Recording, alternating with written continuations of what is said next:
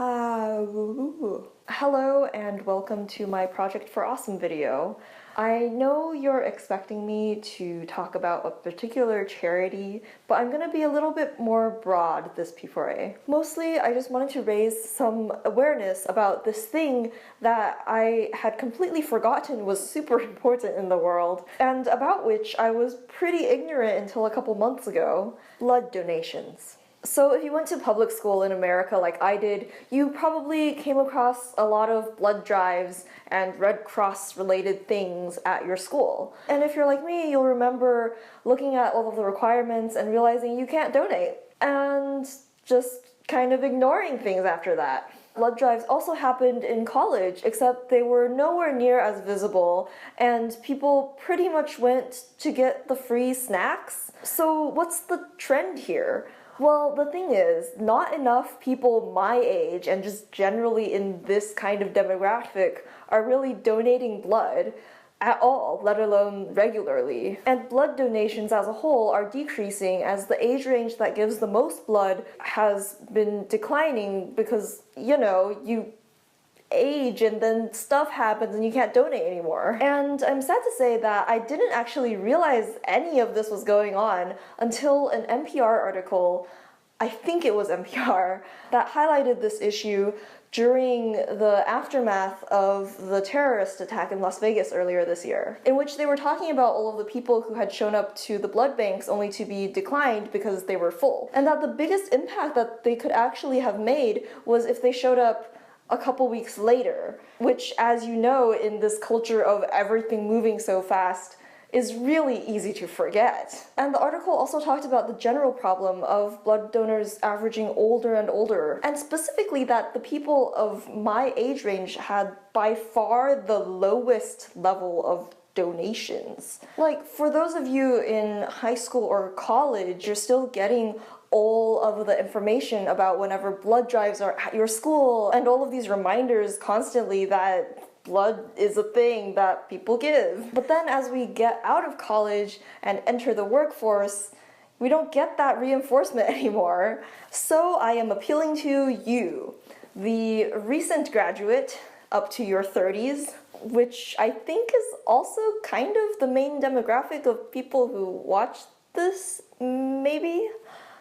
If you meet the requirements for donating blood, please do. And also, if you have the physical constitution and the resources to go donate regularly, please do that. And a regular donor is the best thing that a blood bank could hope for.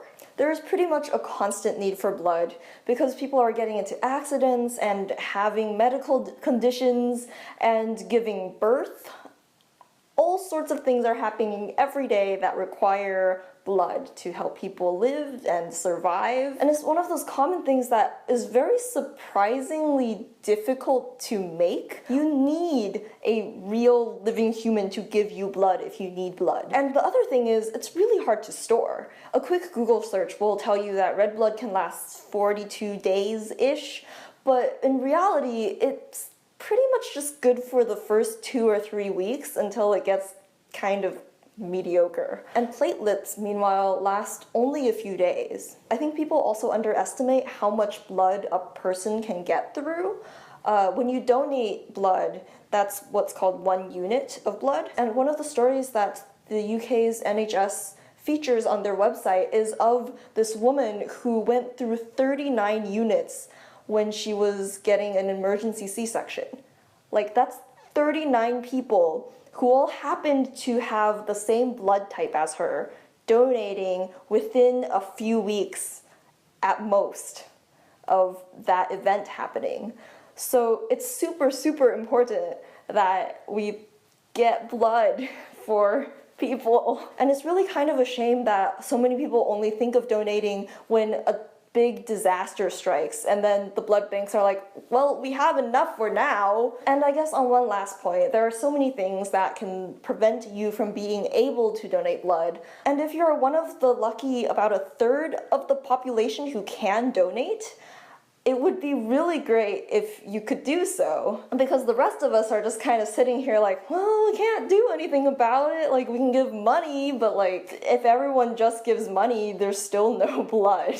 And meanwhile, the rest of us, of course, we can still spread the word like I am trying to do right now, and also donate to the places that help you get blood to the people who need it. Because all of the storage and transportation and buying people free snacks also requires a bunch of money. So yeah, let's continue to bring visibility to this stuff, and let's get some more of this precious substance that we need to survive to the people who really need it.